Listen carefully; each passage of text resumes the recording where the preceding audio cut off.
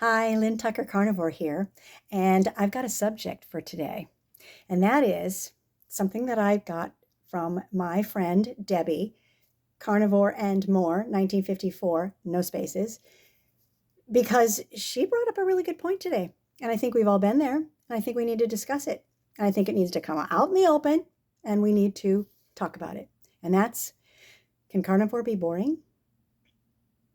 Well, they have spent many years telling us that sweet is where it's at.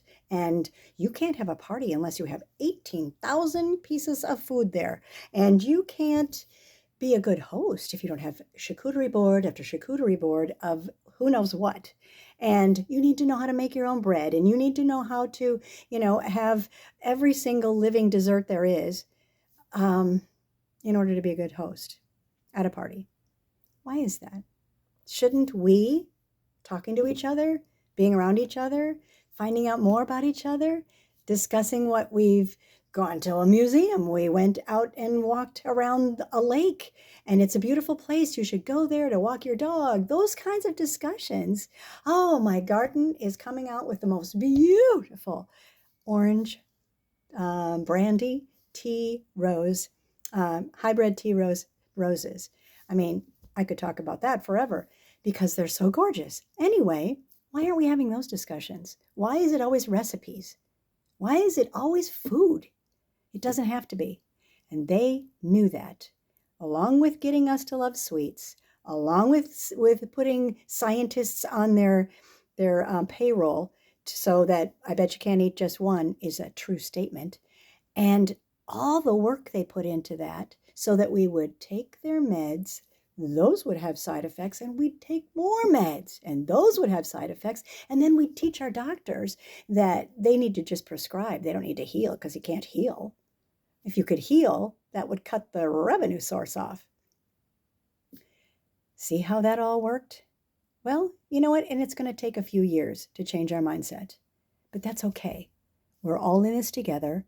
We all know the boring side of carnivore. And if it gets too boring, don't eat. That's what they tell us to do. And it's true. Because then you get hungry. Then tell me you would look at a ribeye steak, or in my case, New York, there, all beautiful with some butter on it. Tell me that wouldn't just make your taste buds be delighted. It's a change. It's a transition. You got to know it's going to be there. Food is fuel. Food is an escape from the love you never got from mommy and daddy. Food is not an escape from your troubles and your traumas. Food is fuel. Food doesn't have to be fun. Food isn't entertainment. People are entertainment. Getting to know each other. That's where the fun comes in. Not what's in front of you that you can, stuff in your pie hole.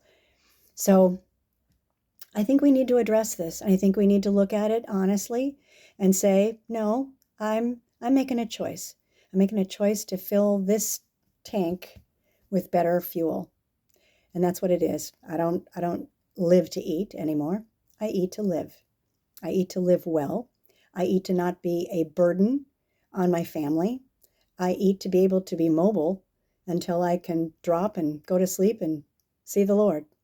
I want to be strong.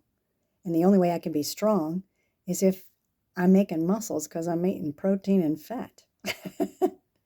And fat doesn't make us fat. And we know that. So I should do a rap song. Anyway, I just want people to know that it can get boring because they have invested so much time in brainwashing us to make our brain go the other way, that food is all those wonderful things and all those great escapes. And now it's mere fuel to get us through a day, maybe one time, maybe twice. It's not rocket science. It's eat when you're hungry and drink when you're thirsty. Drink good, clean, filtered water. Try to do it not in plastic. And get on with your day. Get on with your life. Get on with getting out there. Experience life and get a hobby and do something important. Contribute to your community. Contribute to healing humanity. that would be donate at Healing Humanity Movie. No, donate.healinghumanity.movie. Click on enter, and there you go.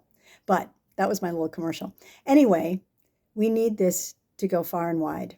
And I think a lot of people out there that are in the know, that are in a position to have a voice, like Jordan Peterson, like Michaela Peterson, like Tammy Peterson, like Joe Rogan, all of our great carnivore doctors. And I heard something 2 days ago that is astonishingly wonderful information. And it's not astonishing in the nuance way. It's so packed full of great source information. And that is an interview that Tucker Carlson did with Casey and Callie Means. Oh my word, we had to take 2 nights to watch it all because it's so jam-packed with a college education on what got us to where we are, in depth, and her knowledge blows your mind. And she's like rattling off all these statistics and all these great facts just at ease. And her brother knowing so much about the background information of how this happens. It's fascinating. Then you get Tucker Carlson's interview questions that it's like, but wait a minute, if this and that, why this? And it's beautiful how they all work together. You've got to see it. I'll try to find a link and put it in the show notes because it's well worth it. So we all know this. Yes, it would be fun to know the more in-depth version, but you guys, we're doing what's right. It may not be the most exciting thing in the world to do, but it was never meant to be. It was meant to get us from point A to point B and survive. And based on how good we feel, that is the way forward for us all. That is the way to help humanity heal. That is the way to get the word out to other people. We got to start caring about each other.